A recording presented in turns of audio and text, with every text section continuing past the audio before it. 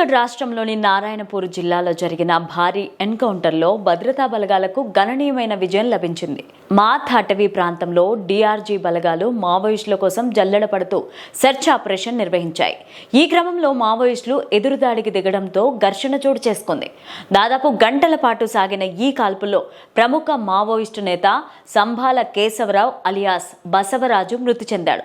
ఆయనతో పాటు 25 మందికి పైగా మావోయిస్టులు ఎన్కౌంటర్లో హతమయ్యారు.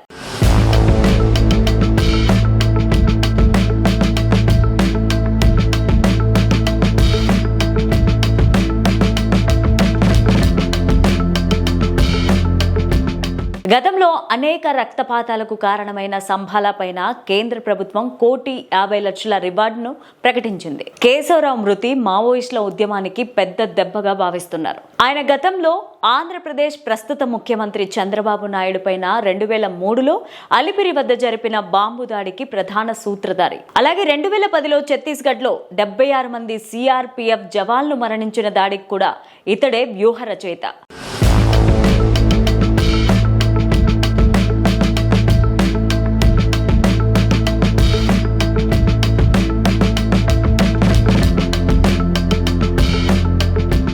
శ్రీకాకుళం జిల్లా జిన్నయ్యపేటకు చెందిన బసవరాజు విద్యావంతుడిగా పేరు పొందాడు. వరంగల్ రీజనల్ ఇంజనీరింగ్ కాలేజీలో ఇంజనీరింగ్ పూర్తి చేసిన ఆయన ఎంటెక్ చదువుతున్న టైంలో పీపుల్స్ వార్ సిద్ధాంతాలకు ఆకర్షితుడయ్యాడు.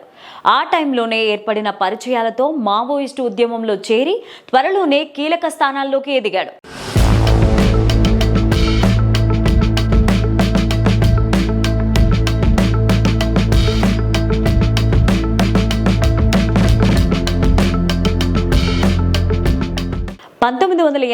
లో బస్తర్ అడవుల్లో మాజీ ఎల్టీటీఈ సైనికుల వద్ద గెరిల్లా యుద్ధ శిక్షణ తీసుకున్న కేశవరావు ఐఈడీ బాంబుల తయారీలో నిపుణుడిగా మారాడు.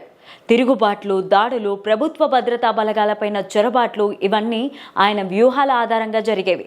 2018లో మావోయిస్టు పార్టీ ప్రధాన కార్యదర్శిగా నియమితుడై ఆ తర్వాత దండకారణ్య ప్రాంతంలో మావోయిస్టు ప్రభావాన్ని మరింత విస్తరించడంలో కీలక పాత్ర పోషించారు. ఇటీవలి కాలంలో భద్రతా బలగాలు చేపట్టిన ఆపరేషన్ కరాగ్ చర్యల వల్ల మావోయిస్టులపైన ఒత్తిడి పెరిగింది.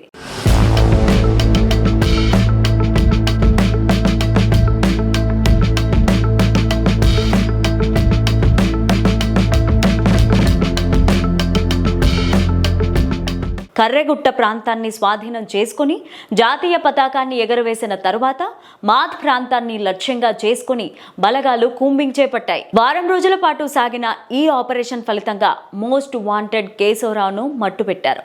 కేశవరావు మరణం మావోయిస్టు ఉద్యమాన్ని అత్యంతగా కుదిపేస్తోందని విశ్లేషకులు భావిస్తున్నారు. కేంద్ర హోంశాఖ మంత్రి అమిత్ షా ప్రకటించిన 2026 నాటికి దేశాన్ని మావోయిస్టుల నుంచి స్వేచ్ఛ చేయాలన్న లక్ష్యంలో ఇది ముఖ్యమైన ముందడుగుగా కనిపిస్తోంది.